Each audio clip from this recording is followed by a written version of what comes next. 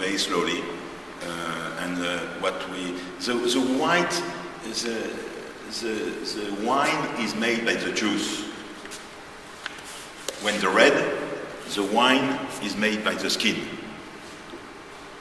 The skin for the white stains the press. We don't care about the skin. When for the red, the skin go in the vat, and that will be the most important thing. What is the big difference between a good vintage and a bad one is only a question of skin. A good vintage, when you can go to a nice extraction, a nice concentration of the fruit, means that the skin are very ripe and very thin. When the vintage is not ripe enough, there is some varietal taste in the skin, and that is not good for the tannin. So you must try not to go too far in the extraction of the color and tannin during the.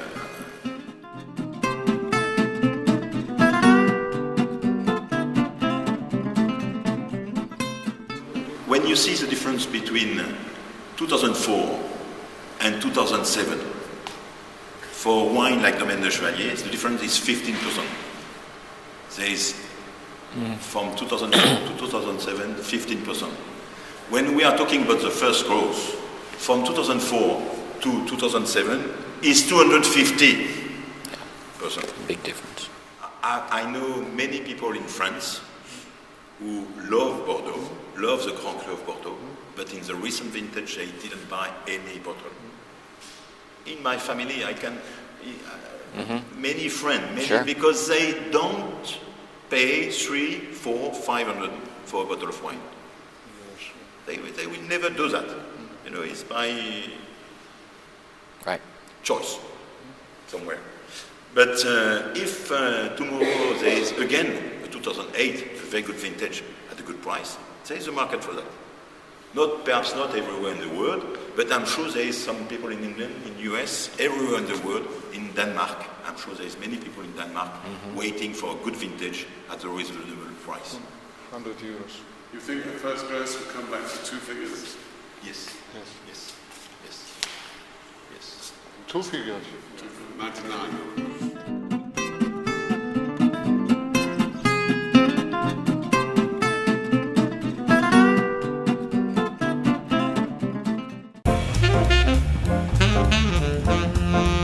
See this beautiful cart here.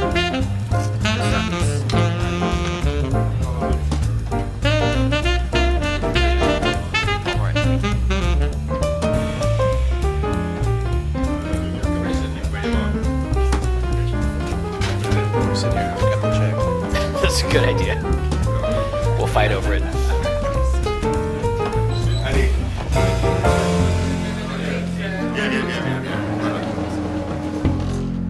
So tonight we'll have 2 white, 5 red because of you, and 1 dessert one. And everything it will be 9 at Magnum. And Magnum with 1 exception. Perhaps you will not have only Bordeaux. Perhaps. Or perhaps we will not see only Domaine de Chevalier. Perhaps. Not sure. You know. Maximum 30 years old. 1929, Mouton Rothschild. Yes, maximum 30. I think she was married in about 1969, something like that. So the boys are from 70. No, she didn't. Too young. But I remember that It's extremely healthy. That's my excuse anyway. Still going strong. Doesn't taste like an 80-year-old wine. It's And amazing. I also remember thinking where this came from.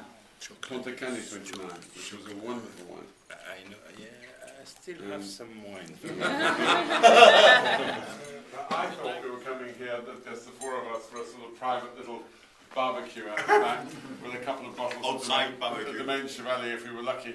But here we all have this splendid evening, and thank you very much indeed on behalf of all of us for being amazing hosts. I mean, I think to have a magnum of Mouton 1929, I've had more old wines than most of you, I'm privileged to say. But I mean, that is really quite an exceptional treat. And thank you very much for opening it for us, which is very flattering to us, as well as us being very thankful. Thank you very much. Thank you. Yes, Tell us the story of the swan, because everybody thinks that all the swans in England are owned by the Queen. But in fact, the ones on the Thames are not all owned by the Queen. Some of them are owned by the Queen, and some of them are owned by the Vintners Company, and some are owned by the Dyers Company. And this all goes back to Henry VIII, back in 1520 or something. And Henry VIII, for those of you who know any little bit about English history, know he was short of money, which is why he confiscated all the monasteries' money and everything else. And he decided to use a modern term to privatise the swans. And he went to the City of London, which monarchs have done ever since sort of the beginning of time. When they were short of money, they used to go to the City of London. And to this day, if the monarch goes to the City of London, she has to stop at the border of the city, as it's called, which is a prescribed area, and be allowed in by the Lord Mayor of London, believe it or not. And when the Queen went there for her Golden Jubilee, that happened, and so on. Anyway, Henry VIII decided he wanted to lessen the load of looking after these swans, and so he privatised the swans, and the Vintners Company and the Dyers Company either were volunteered or volunteered, I'm not quite sure, to do it.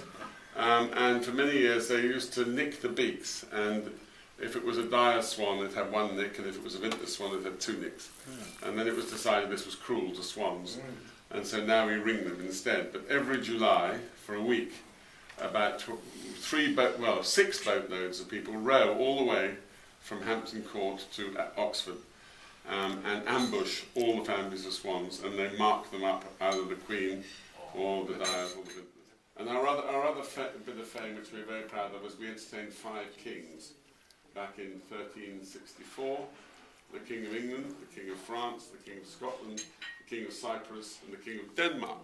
Yes, okay. But the really interesting part is that the only reason the King of France and the King of Scotland were there was because they were prisoners of the King of England at the time. it's not so funny.